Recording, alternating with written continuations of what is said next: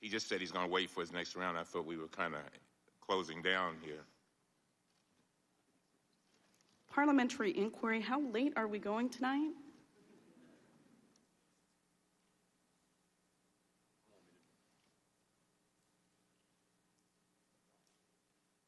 Gentleman is recognized to ask 2 yes or no questions. Madam Secretary, did you ask someone or did you prepare a counseling statement or letter of reprimand for any employees at the State Department connected with the incidents of September 11th, 2012? There was a process that is the appropriate process for dealing with issues concerning performance, and that was followed. It continued into my successor's term, and the Secretary of State, Secretary Kerry, made whatever the final determinations were. Mr. Chairman, I yield back. Gentleman's time has expired. The chair will now recognize the gentleman from Maryland, Mr. Cummings. Thank you very much. I know the hour is late. But, Madam Secretary, I need to go back to something. The ARB. You know, maybe it's because I'm getting older and care about legacy, reputation, that kind of thing. But there's an 83-year-old gentleman named Ambassador Pickering. And I've heard a lot of testimony. I was there for his deposition. I was also a transcribed interview. I don't remember which it was. And then before his testimony before the Oversight Committee.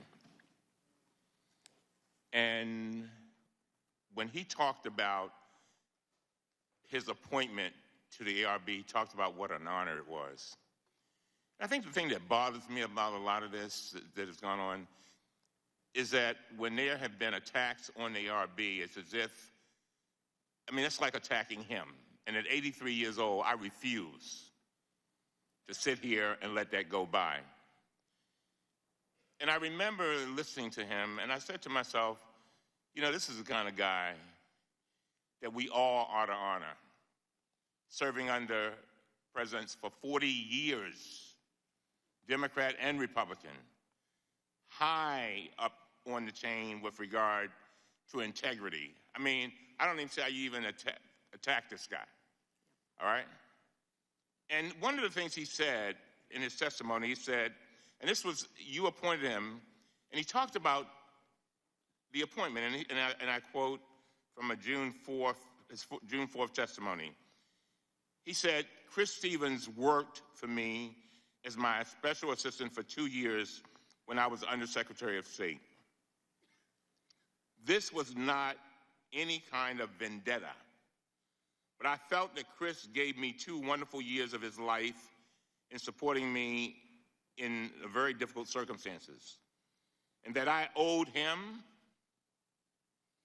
his family, and the families of the other people who died the best possible report we could put together. And he went on and said some other things that were so powerful.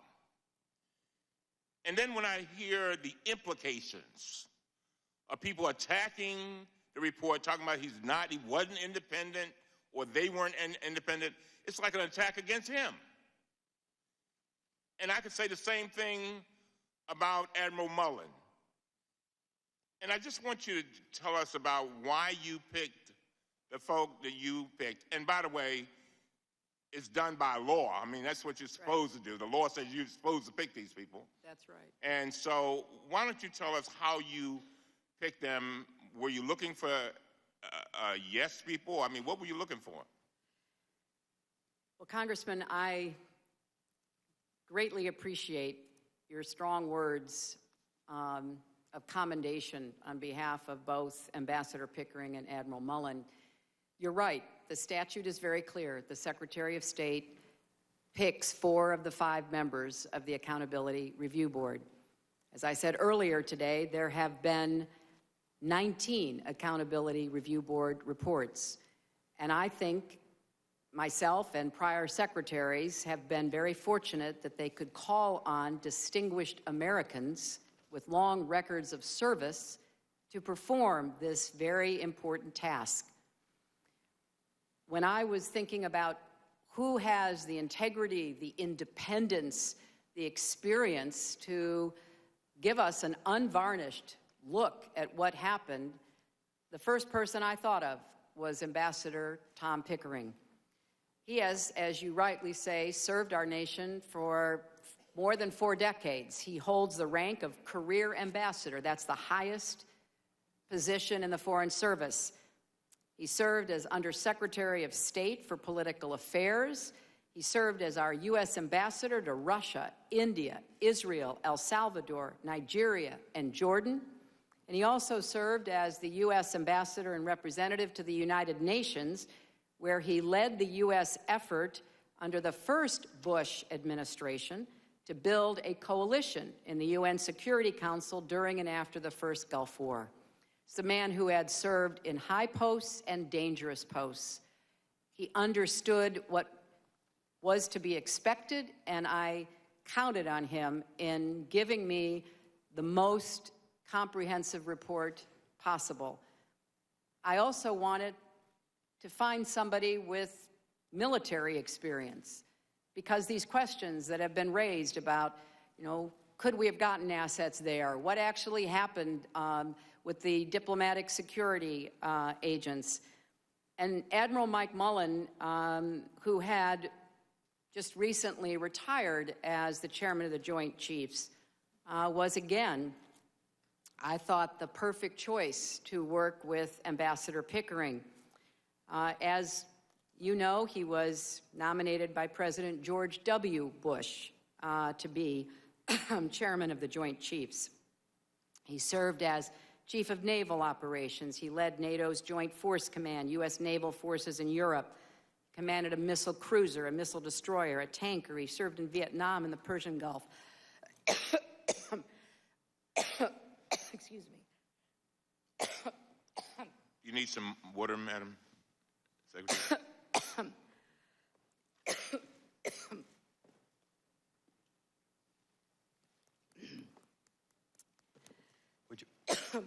Would you like us to take a 60-second, 2-minute break? No. Just let me grab a lozenge.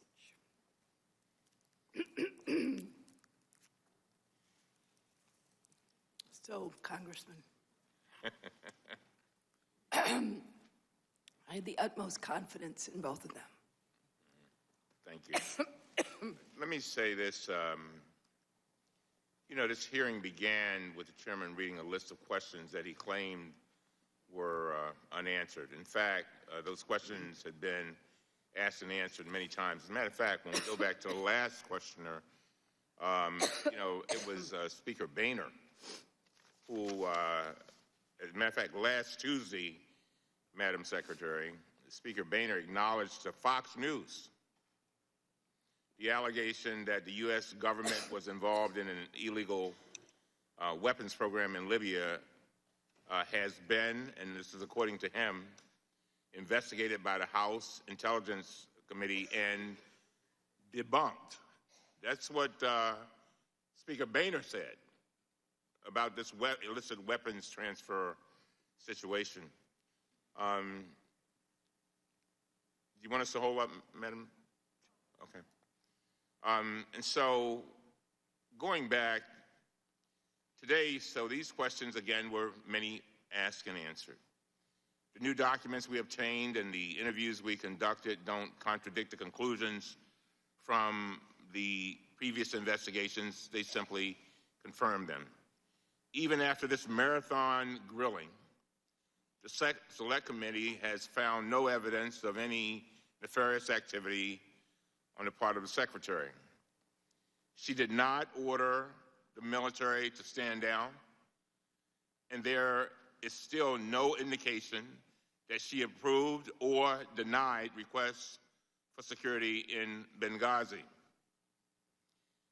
As the day has dragged on, the Select Committee's cost is raised up to $4.8 million.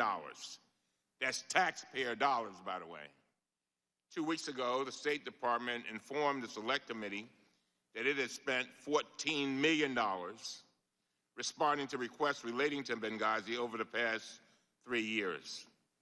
This does not include the costs incurred over the past 3 years by other federal agencies, such as the Department of Defense. In a letter to Congress on March 11, 2014, the Defense Department estimated that the total cost it has expended during previous congressional reviews ran into, quote, the millions of dollars. So that's at least $20 million right there. And that's a conservative estimate because it does not include the cost of the 7 previous investigations by congressional committees. When I think about that amount, $20 million, it pains me to imagine what that money could have done. I don't want anyone to mistake what I'm saying. Of course, we needed to know what happened in Benghazi so we could take action to help prevent it in the future. And I have personally investigated this. We compiled an entire database of information on our website about a year ago. We put together a 133-page compendium. We released a new report this week with the results of 54 interviews. And I want all of those transcripts to be made public to the American people after the appropriate redactions. They ought to be released. I want the American people to see every word, of course, with appropriate redactions, because I don't want anybody accusing me of saying otherwise. But finally, my point is this. Instead of spending this entire $20 million on these 8 investigations, we could have dedicated at least some part of those funds to actually increasing security for our diplomats overseas. Even if it were just a fraction of that amount, I can't help but wonder how many consulates could have been improved, how many embassies could have been better protected, and how many more of our patriotic American diplomats would be safer today. And so with that, Mr. Chairman, I yield back.